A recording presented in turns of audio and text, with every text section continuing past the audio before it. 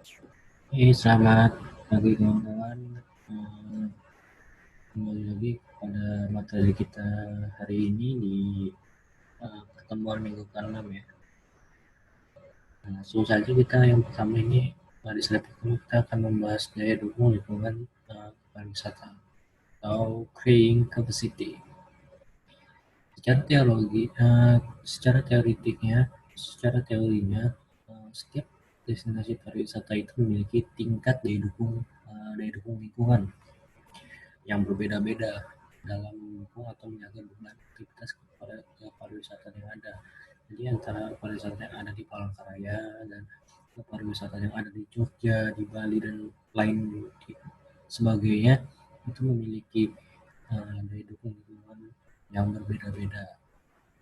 Nah, secara luasnya daya dukung lingkungan ini adalah di mana tingkat daya dukung lingkungan itu yang mencakup fisik kemarin sudah kita bahas, fisik itu apa, fisik adalah infrastruktur dan akomodasi dan lain sebagainya, biotik itu manusianya dan juga uh, sosial budaya yang ada di tempat destinasi tersebut. Jadi itu memiliki pengaruh terhadap suatu aktivitas kepariwisataan yang ada di tempat destinasi pariwisata tersebut, sehingga dengan adanya daya dukung lingkungan ini kepariwisataan dapat menimbulkan sebuah yang keberlanjutan atau disebut dengan juga pembangunan keberlanjutannya dalam jangka waktu yang lama tanpa menimbulkan suatu perubahan lingkungan yang signifikan, tanpa menimbulkan um, pengaruh-pengaruh negatif pada perubahan lingkungan.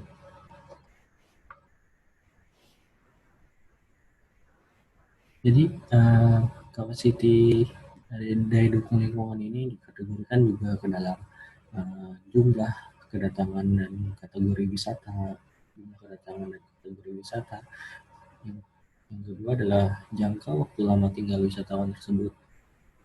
Yang ketiga adalah karakter dan pola perilaku wisatawan tersebut. Dan yang terakhir adalah karakter dan ketahanan lingkungan setempat, baik itu kepada aspek fisik, biotik, dan juga sosial ekonomi serta budaya. Daya dukung lingkungan ini harus memiliki keterkaitan timbal balik antara masyarakat setempat dan wisatawan yang datang ke tempat wisata tersebut. Bisa dibilang juga faktor internalnya adalah masyarakat wisata dan juga faktor eksternalnya adalah wisatawan itu sendiri. Bagaimana kedua faktor internal dan eksternal ini harus ada saling keterkaitan timbal balik.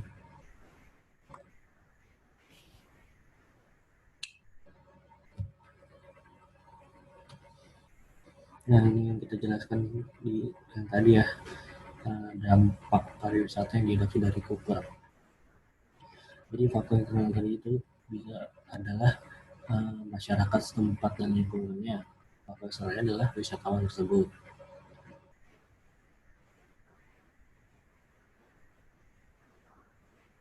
Yang mana faktor internal ini sendiri merupakan faktor lingkungan dan masyarakat setempat itu melakukan sebuah proses perencanaan pembangunan kepariwisataan, terus juga terlibat dalam pengembangan pariwisata di destinasi wisata. Teknologinya juga, bagaimana cara menggunakan teknologi apa, membangun fasilitas infrastruktur di tempat wisata tersebut. Dampaknya, dampak dari proses perencanaan, pengelolaan hingga pembangunannya, menggunakan teknologi apa itu memiliki dampak kepada sosial, budaya, lingkungan, dan ekonomi. Nah, jadi tolak ukur dari dampak ini sendiri adalah adanya daya dukung lingkungan. Bagaimana dampak yang sosial, budaya, lingkungan, dan ekonomi ini dapat didukung oleh lingkungan sekitar sehingga tidak menimbulkan dampak-dampak negatif yang akan difasilitasi dan akan disediakan untuk faktor eksternal, yaitu adalah faktor wisatawan yang berupa jasa-jasa wisata, pelayanan di pariwisata dan lain sebagainya macamnya yang dilakukan oleh faktor internal ini, masyarakat dan juga pemerintah. Nah, inilah faktor internal yang kita bahas tadi. daya dukung lingkungannya. Daya dukung lingkungannya di faktor utama itu ada daya dukung sosial, daya dukung budaya, daya dukung fisik, daya dukung ekonomi, dan daya dukung politik. Yang sosial dulu, sosial ini merupakan struktur sosial dan kegiatan masyarakat di suatu destinasi untuk menentukan tingkat daya serap destinasi terhadap wisatawan yang mengunjunginya. Bagaimana masyarakat sekitar tempat wisata tersebut saling erat keterikatannya, saling lingkungan sosial masyarakat tersebut saling mengenal satu sama lain, sehingga antara komunikasi yang dilakukan masyarakat sekitar tempat wisata tersebut tidak terpengaruh terhadap wisatawan yang mengunjungi lokasi tersebut.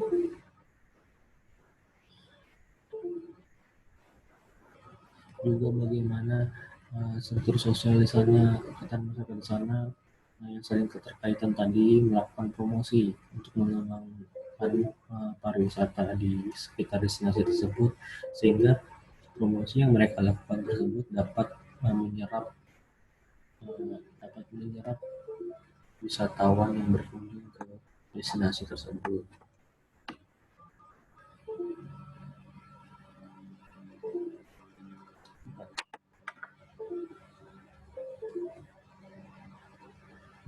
Daya dukung budaya, bagaimana karakteristik dan ketahanan sosial budaya di destinasi wisata tersebut dapat dalam menyerap dampak dari kunjungan wisata yang berkunjung. Bagaimana mereka memiliki keterikatan dalam menjaga budaya keseharian mereka yang ada di sana, agar wisatawan yang berkunjung itu tidak membawa pengaruh yang buruk atau membawa dampak negatif pada lingkungan sekitar wisata. Daya dukung fisik, daya dukung lingkungan daya dukung fisik ini adalah daya dukung lingkungan suatu destinasi, baik pada aspek biotik, biasa tempat hidup, abiotik, makhluk tak hidup yang fisik, artian dan infrastruktur yang ada di sekitar destinasi wisata tersebut. Yang dari itu akan menentukan jumlah maksimum wisatawan yang dapat ditampung di destinasi tersebut. Bagaimana para pengelola stakeholder dalam membangun pariwisata tersebut membangun fasilitas infrastruktur di lokasi wisata sekitar lokasi wisata tersebut dengan melakukan pembangunan itu dengan perhitungan. Nah, dari perhitungan tersebut bisa dianalisis bahwa untuk wisata ini diperkirakan akan menampung jumlah wisatawan sekitar ratusan ribu orang saja dan sebagainya macamnya, agar dari tujuan adanya penghitungan jumlah maksimum wisatawan ini agar tidak membludaknya tempat wisata tersebut, sehingga menimbulkan dampak-dampak negatif yang tidak kita inginkan.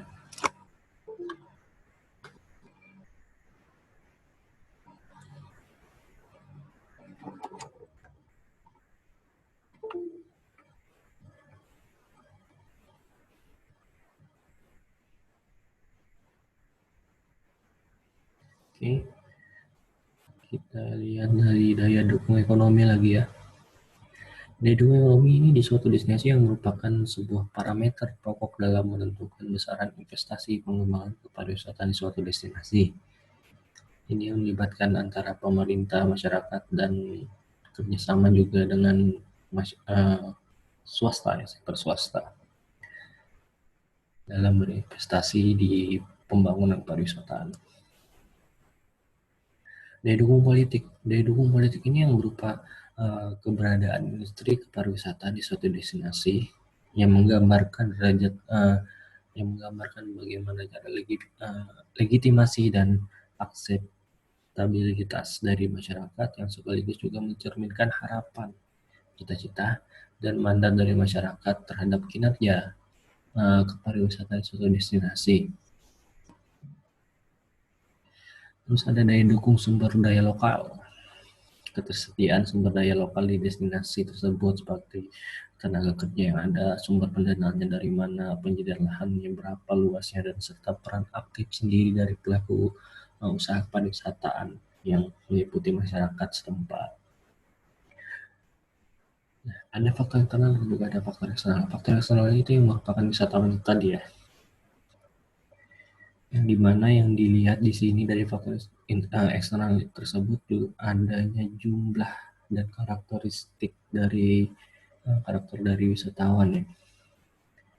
Bagaimana melihatnya bahwa karakteristik wisatawan juga dapat berpengaruh besar terhadap perilakunya di destinasi wisata, sehingga interaksi antara perilaku wisatawan dan juga lingkungan masyarakat ini menjadi faktor yang sangat penting dalam menentukan dampak sosial dan budaya masyarakat lokal. Jadi antara interaksi wisatawan yang datang ke destinasi wisata tersebut terhadap masyarakat juga itu sangat mempengaruhi apakah interaksi keduanya itu dapat menimbulkan dampak positif atau malah sebaliknya menimbulkan dampak negatif. Jenis aktivitas wisatawan. Bagaimana perilaku kunjungan wisatawan ini terkait erat dengan karakteristik wisatawan yang berkunjung ke destinasi tersebut. Dan faktor lainnya ini yang merupakan ketersediaan fasilitas pendukung dari kepariwisataan itu sendiri seperti air tanah, pembuangan limbah, sistem transportasinya bagaimana, jumlah kamar untuk menampung wisatawan itu layak nggak, berapa kapasitasnya segala macam. Terus ada fasilitas kesehatan dan juga fasilitas perbankan. Ini dia dampak positif lingkungan dari pariwisata itu sendiri. Dampak positif dari lingkungan pariwisata meliputi konservasi cagar alam, seperti yang kita lihat di Taman Nasional Sebangau ya. Itu dapat dijadikan sebagai konservasi cagar alam. Konservasi cagar budaya itu meliputi peninggalan arkeologi dan arsitektur bangunan yang dimanfaatkan sebagai atraksi pariwisata, peninggalan-peninggalan baik bangunan ataupun apapun itu dari zaman dulu yang sekarang ini dijadikan atraksi pariwisata. Perbaikan kualitas lingkungan, bentuk dari ekspektasi wisatawan yang ada pada dasarnya menghendaki kualitas lingkungan yang prima di destinasi yang hendak dikunjungi. Perbaikan kualitas lingkungan di destinasi wisata yaitu pembangunan infrastruktur dan sebagainya macamnya yang tidak menimbulkan dampak negatif ataupun eksploitasi ataupun pencemaran lingkungan akibat pembangunan tersebut. Terus pengembangan lingkungan. Pengembangan lingkungan ini meliputi pemanfaatan di suatu wilayah untuk kegiatan pariwisata yang mendorong program penataan lingkungan menjadi lebih indah dan serta menarik. Mendaur ulang, habis itu menanam kembali tanaman di sekitar tempat wisata sebagai penghijau dan lain sebagainya yang bertujuan untuk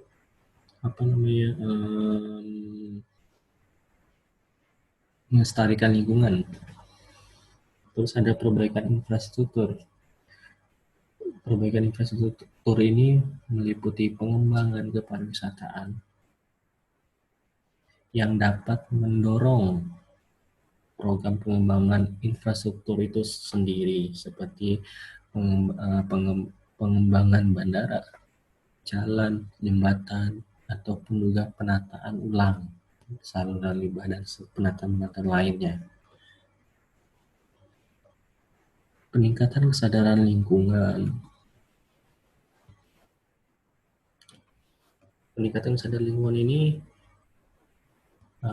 dilakukan kedua belah pihak ya, antara masyarakat dan juga wisatawan yang berkunjung, bagaimana mereka itu berkunjung dan masyarakat sekitar wisata itu mengelola tempat wisatanya agar lingkungannya tetap bersih, indah, tidak tercemar dan tidak dirusak oleh siapapun yang ada di situ. Dan selalu mengutamakan untuk menjaga lingkungan dan kebersihannya. serta melestarikannya ya. Nah, ada juga dampak negatif di lingkungan pariwisata.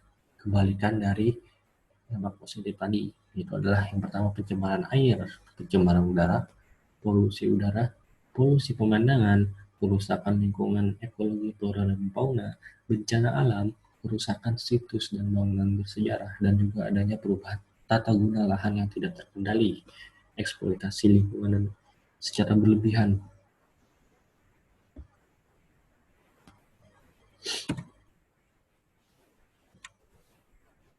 Ini kita masuk ke pengelolaan kepariwisataan.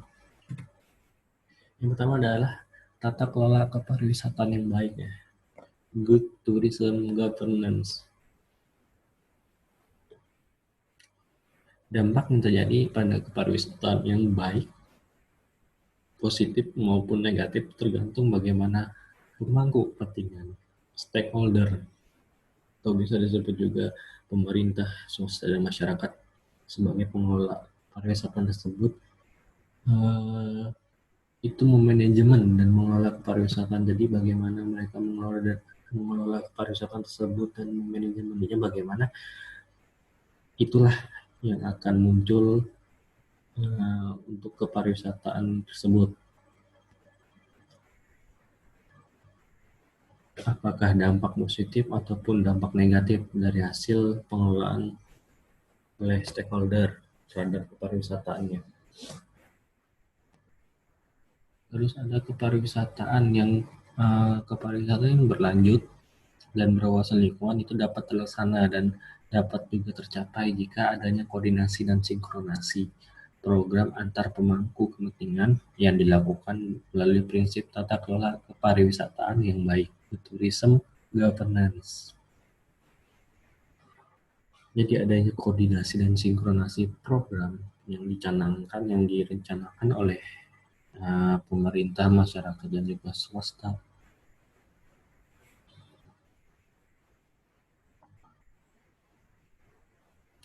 Melalui prinsip tata kelola kepariwisataan yang baik.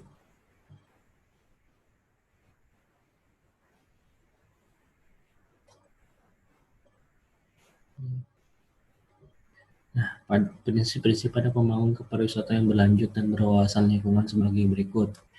Adanya partisipasi masyarakat, keterlibatan semua pemangku kepentingan, kemitraan kepemilikan lokal, dan pemanfaatan SDA secara berlanjut. Partisipasi masyarakat, adanya keterlibatan masyarakat. Keterlibatan semua pemangku kepentingan, tidak hanya masyarakat yang berpartisipasi di situ, melainkan adanya pemerintah sebagai regulator dan juga fasilitator. Adanya swasta sebagai pihak yang berinvestasi di situ ya. Terus kemitraan kepemilikan lokal, itu adanya kerjasama antara masyarakat dan swasta. Jadi antara swasta dan masyarakat itu difasilitasi oleh pemerintah untuk bekerja sama ke dalam pembangunan kepariwisataan. Swasta melakukan beberapa pendidikan dan juga pemberian wawasan kepada masyarakat agar masyarakat itu didesain untuk dapat mengembangkan usaha fasilitas penunjang pariwisata seperti hotel, restoran, cenderamata, dan transportasi wisata. Pemanfaatan SDA secara berlanjut.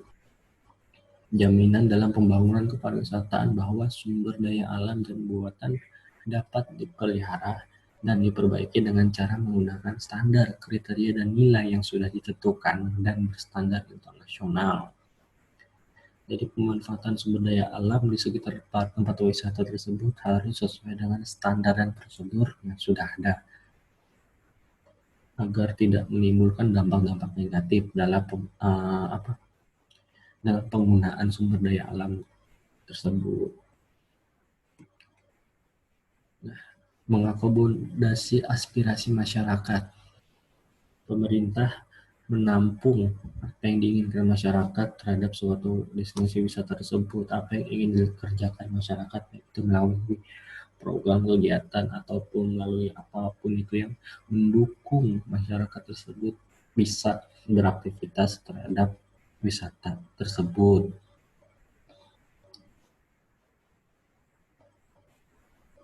Daya dukung lingkungan di sini itu memperhitungkan dengan baik pengembangan fasilitas kepariwisataan yang meliputi daya dukung fisik, biotik, dan sosial, ekonomi, dan budaya.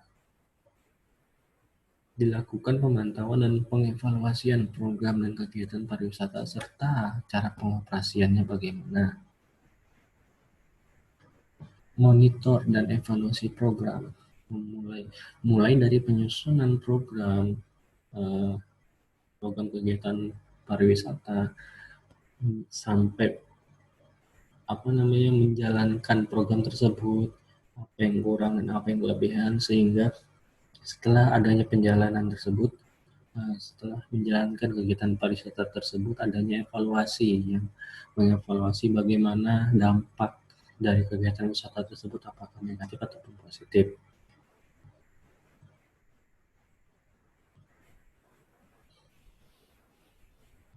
Akuntabilitas lingkungan, pengelolaan dan pemanfaatan SDA, tanah, air, dan udara harus menjamin adanya akuntabilitas kinerja yang tinggi dan memastikan tidak adanya eksploitasi sumber-sumber tersebut secara berlebihan oleh pihak-pihak yang tidak bertanggung jawab. Pelatihan kepada masyarakat, seperti yang tadi ya, memberi bekal pengetahuan kepada masyarakat, keterampilan kepada masyarakat, dan juga mampu meningkatkan kemampuan bisnis secara vokasional ataupun profesional terhadap masyarakat untuk menjalankan kepariwisataan. Terus ada promosi dan advokasi nilai budaya dan kelokalan. Promosi ini meliputi promosi-promosi program kegiatan di pariwisata tersebut baik ke daerah, antar daerah, nasional ataupun internasional. Terus ada juga advokasi tentang penggunaan lahan dan kegiatan yang memperkuat karakter landscape dan identitas budaya dari masyarakat setempat itu sendiri secara baik. Ada tata kelola pemerintahan yang baik. Jadi sebelum kita melihat bagaimana tata kelola pariwisata yang baik itu, kita juga harus melihat lagi ataupun melihat ulang apa yang sudah kita pelajari di sebelum-sebelumnya tentang tata kelola pemerintahan yang baik, good governance. Jadi penyelenggaraan tata kelola kepariwisataan yang baik itu perlu adanya perubahan dalam cara berpikir ataupun bertindak dari paradigma yang lama ke paradigma yang baru. Artinya harus dalam penyelenggaraan tata kelola pariwisata yang baik itu harus adanya perubahan dari sentralistik dari daerah ke pusat menuju desentralistik dari pusat ke daerah otonom dalam penyelenggaraan kepemerintahannya. Terus penyelenggaraan pemerintah ini sudah tertuang dan diatur secara kompleks di Undang-Undang Kepemerintahan Daerah Nomor 23 Tahun 2014 yang disertai juga dengan adanya Peraturan Pemerintah Nomor 38 Tahun 2007 itu yang mengatur tentang aturan cara pelaksanaannya, serta sebagai penguatnya diterbitkan juga Undang-Undang Nomor 25 Tahun 1999 tentang perimbangan keuangan antara pemerintah pusat dan pemerintah daerah. Terus masuk ke konsep dalam penyelenggaraan pemerintahan yang baik. Jadi masing-masing pemangku kepentingan di sini, masyarakat, pemerintah, dan swasta itu harus memiliki 9 butir sifat dan juga wawasan atau bisa juga disebut visi. Yang dimana sebagai berikut disebutkan bahwa harus adanya partisipatif, peran keterlibatan masyarakat ya. Yang kedua, penegakan dan kepatuhan pada peraturan perundang-undangan, hukum yang ditegakkan atas dasar keadilan tanpa pandang golongan atau perbedaan apapun. Terus adanya transparansi, baik informasi yang mudah diakses, serta informasi yang lengkap dan mudah dimengerti juga dipantau oleh semua pihak di berbagai macam media. Daya tangkap, daya tangkap ini kemampuan suatu lembaga dari pemerintahan yang dapat memproses dan melayani keluhan dan pendapat semua anggota masyarakatnya. Orientasi pada konsensus, pemerintahan yang mampu menjembatani, memfasilitasi ya, perbedaan kepentingan di masyarakatnya sendiri dengan mengakomodasi dari kepentingan kelompok masyarakat itu sendiri ya. Terus bersikap adil, masyarakat yang diberi kebebasan untuk memperbaiki dan memelihara kesejahteraannya masing-masing. Efektivitas dan efisiensi, kinerja lembaga pemerintahan yang dapat membuahkan hasil dan dapat memenuhi kebutuhan masyarakat melalui pemanfaatan sumber daya secara bijaksana. Akuntabilitas dan pertanggungjawaban, pengambilan keputusan pada institusi pemerintahan, baik dan juga swasta serta kemasyarakatan yang dapat dipertanggungjawabkan kepada publik dan juga para stakeholder.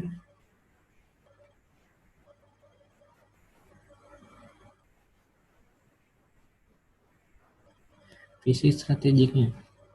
Visi strategik ini meliputi pemimpin dan publik yang bersama-sama memiliki perspektif luas dan dapat dijangkau, maksudnya dan jangkauannya yang jauh ke depan mengenai kepemerintahan yang baik, pengembangan manusia dan kebersamaan serta kepekaan atas apa yang diperlukan dalam pembangunan dan perkembangan bersama. Inilah 9 visi wawasan yang harus dimiliki para stakeholder untuk menciptakan bagaimana pemerintahan yang baik itu dapat tercapai. Setelah membahas tentang kepemerintahan yang baik, habis itu kepariwisataan yang baik, kita membahas lagi tentang reformasi birokrasi di kepariwisataan. Reformasi birokrasi kepariwisataan itu adalah keseluruhan upaya untuk menata ulang, mendaur ulang, menyempurnakan lagi sistem-sistem dan prosedur birokrasi di bidang kepariwisataan agar lebih efisien, efektif, produktif, bersih, serta akuntabel. Tujuan utama dari reformasi birokrasi kepariwisataan ini meliputi terciptanya aparatur yang profesional, tidak KKN, bebas KKN, dan juga tidak berbuat tercela, perbuatan tercela. Terus menciptakan birokrasi kepariwisataan yang efektif dan efisien menuju pelayanan yang prima. Nah, terus ada program utama dari reformasi birokrasi ini yang bertujuan untuk menciptakan pemerintah di bidang kepariwisataan yang bersih dan tata kelola kepariwisataan yang baik. Yang pertama ada restrukturisasi, modernisasi, pemisahan fungsi organisasi, penggabungan fungsi organisasi, dan penajaman fungsi organisasi itu. Terus yang kedua adalah penyempurnaan proses birokrasi yang terdiri dari adanya penyempurnaan proses kerja yang berbasis akuntabel, jabatan dan pekerjaan, penyempurnaan proses kerja guna meningkatkan efektivitas dan efisien, analisis dan evaluasi jabatan, analisis beban kerja, dan juga adanya penyusunan standar prosedur operasional, operasi, SOP, atau bisa disebut juga SOP. Yang ketiga ada peningkatan manajemen SDM, yang dimana untuk melihat dari kualitas SDM, menilai kualitas SDM. Habis itu penempatan SDM di tempat yang tepat. Adanya sistem pola karir yang terukur dan jelas. Terus adanya keakuratan dan kecepatan penyajian informasi sumber daya manusia sesuai kebutuhan manajemen. Adanya penyelenggaraan pendidikan dan pelatihan aparatur yang berbasis kompetensi, pembangunan assessment center, penyusunan pola mutasi, peningkatan disiplin aparatur, dan juga adanya pengintegrasian sistem informasi manajemen SDM yang berbasis teknologi informasi dan juga komunikasi. Yang terakhir ada remunerasi.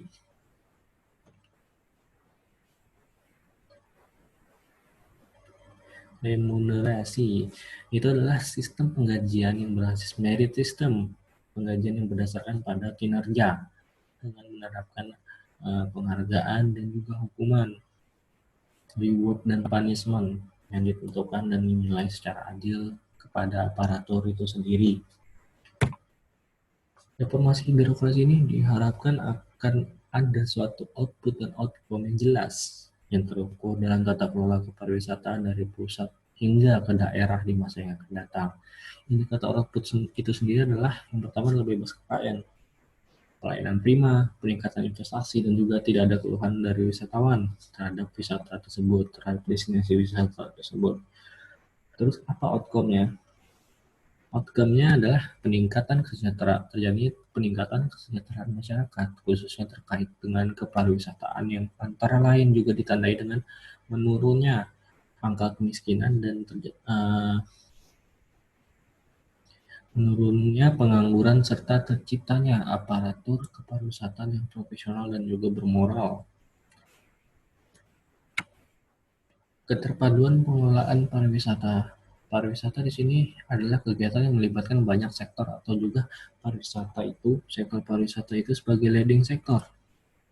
Pemerintahan dinas pariwisata itu sebagai leading sektor di sektor kepariwisataan. Artinya leading sektor adalah sektor penggerak sektor-sektor lain untuk bekerja sama bersama sektor pariwisata untuk membangun dan pembangunan. Nah, di antaranya adalah sektor kehutanan, pertanian, perkebunan, industri dan perdagangan, telekomunikasi, perhubungan, Kimpraswil, lingkungan, kebudayaan, pendidikan, migrasi, dan juga hubungan luar negeri. Nah, langkah pembangunan kepariwisataan dari pengaruh pariwisata terhadap sektor-sektor lain tadi adalah kebijakan di sektor perhubungan seperti pembangunan dan pengembangan bandara, jaringan jalan, pelabuhan, moda angkutan penerbangan, kapal dan kereta api. Kebijakan di sektor keimigrasian yang kedua adalah membebaskan visa, penghapusan fee untuk visa on arrival bagi negara-negara tertentu. Terus yang ketiga adalah kebijakan di sektor kehutanan, adanya dukungan atau dukungan alokasi ruang atau area atau objek bagi pengembangan kegiatan kepariwisataan beserta penyiapan berbagai aturan pelaksanaan yang mendukung. Terus yang terakhir adalah kebijakan di sektor pendidikan. Bagaimana cara sektor pendidikan ini untuk meningkatkan kualitas SDM di pariwisata dan melakukan pengembangan standar pelatihan dan pendidikan untuk menopang industri pariwisata tersebut sehingga mampu berkompetensi dengan SDM sumber daya manusia dari luar asing.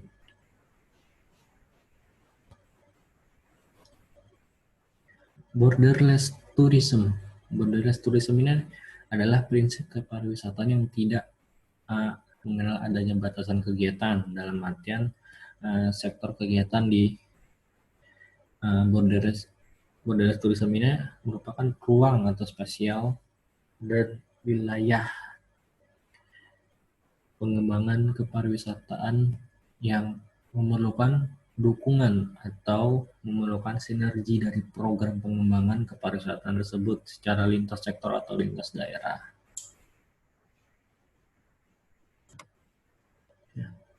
Kemitraan publik dan swasta, kerjasama antara publik, pemerintah, dan juga pihak swasta. Di sini ada P3, Public Private Partnership. Public-private partnership ini adalah salah satu cara yang paling efektif dalam menggerakkan roda perekonomian. Melihat bahwa sektor privat dan swasta juga merupakan pemain utama dalam pasar perdagangan. Jadi public private partnership ini merupakan konsep kerjasama antara pemerintah dan juga swasta, karena swasta sebagai pemain utama dalam pasar perdagangan, karena swasta ini adalah perusahaan raksasa baik itu di nasional ataupun internasional yang memiliki dana keuangan yang lebih dari yang dimiliki oleh publik, yang dimiliki oleh pemerintah. Nah, definisi public-private partnership ini adalah perjanjian atau kontrak antara entitas publik dan pihak swasta, yang dimana pihak swasta ini menjalankan fungsi pemerintah dalam periode waktu tertentu atau kontrak dengan pemerintah. Terus pihak swasta yang menerima kompensasi, menerima suntikan dana dari pemerintah untuk melakukan fungsi secara langsung dan secara tidak langsung, untuk mendesain, untuk melakukan pembiayaan dan juga mengoperasikan infrastruktur publik yang dilakukan oleh pihak swasta. Terus pihak swasta juga bertanggung jawab atas risiko yang timbul dari melakukan fungsi tersebut, melakukan fungsi yang untuk mengendalikan pembiayaan operasi infrastruktur publik, fasilitas yang di atasnya seperti yang di atas. Terus fasilitas publik, tanah, dan sumber daya lainnya yang dapat ditransfer atau disediakan untuk pihak swasta. Artinya definisi public-private partnership ini menjadikan pihak swasta sebagai uh, pemain utamanya untuk mengelola fasilitas-fasilitas publik dalam jangka waktu tertentu.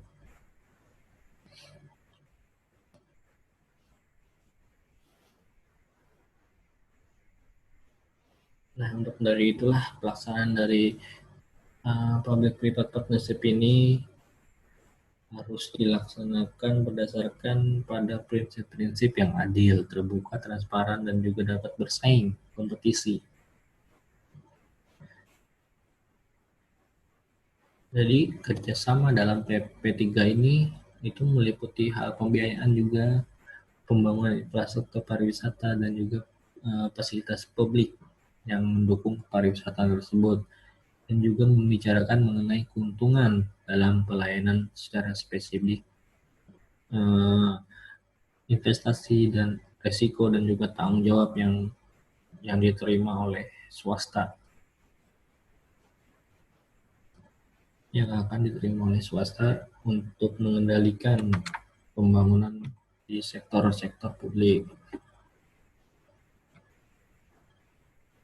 Ini adalah beberapa hal yang harus diperhatikan dalam kegiatan kerjasama antara pemerintah dan juga swasta dalam pengelolaan pembangunan pariwisata, yang antara lain adalah yang pertama, semua pihak stakeholder yang harus memahami misi, fungsi, tugas, hak, dan kewajiban sebagai pelaku pembangunan kepariwisataan.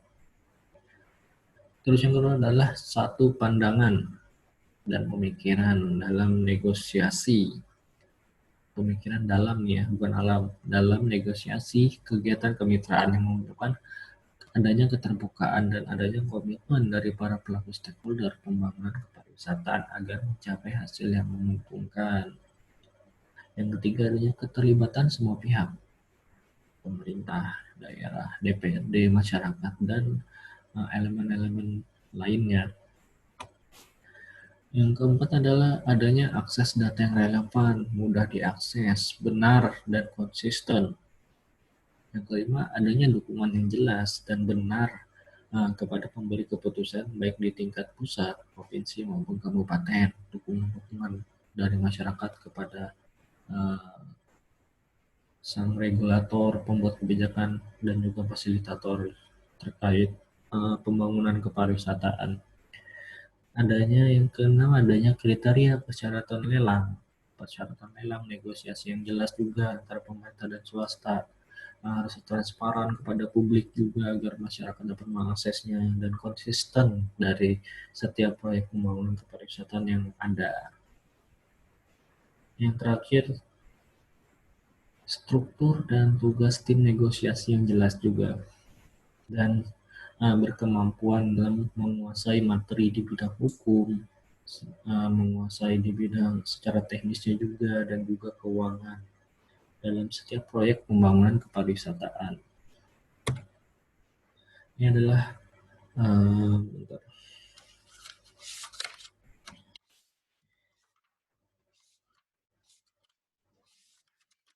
Ini ada bagian kerja kinerja hubungan antara private sector participation, hubungan antara pihak pemerintah dan swasta, yang dimana dari tabel ini menjelaskan dari public allowance ini meliputi pemerintah ya, pemerintah. Oke. Dari public allowance and operated asset ini adalah ranah pemerintah untuk mengelola fasilitas-fasilitas dan aset-aset publik. Nah, setelah terjadinya kerjasama antara public-private partnership ini, maka ruang itu lebih kuat lagi, ruang-ruang pembangunan itu lebih kuat lagi dengan melakukan kontrak manajemen dan operasi, melakukan sewa, adanya konsesi pembangun, dan juga membangun operasi dan juga membangun operasi desain, transport dan desain, juga usaha bersama, membuka usaha bersama, pelaksanaan sebagian aset publik yang dikelola oleh swasta. Nah, terus ini public private partnership ini juga ini meliputi ranah public setelah terjadinya public private partnership antara kerjasama antara publik dan pemerintah, itu meliputi komponen-komponen ini, adanya peningkatan pada pembangunan.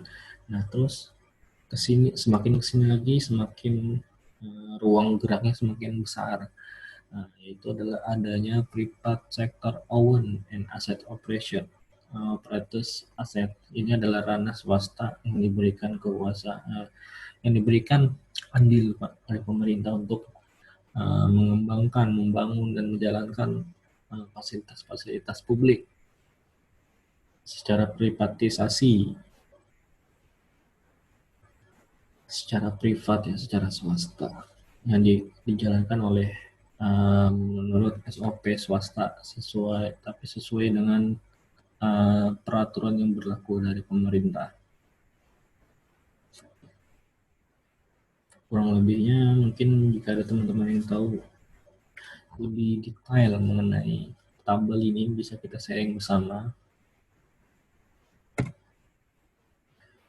Nah, ini adalah slide terakhir, merupakan di birokratisasi dan desentralisasi kepariwisataan, di mana debirokratisasi dan desentralisasi kepariwisataan ini adalah tindakan atau proses untuk mengubah ataupun mengurangi tata kerja yang panjang, ribet, lambat, dan juga rumit, agar hasil kerjanya lebih efisien, lebih cepat, hemat, dan juga akuntabel dalam proses tata kelola kepariwisataan yang ada.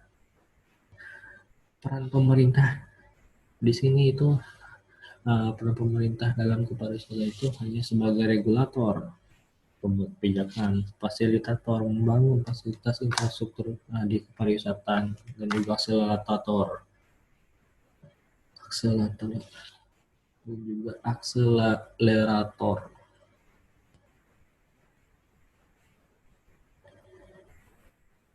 Maka dari itu penting adanya harmonisasi antara pemerintah daerah dan juga pemerintah pusat dalam menetapkan peraturan perundang-undangan mengenai kepariwisataan.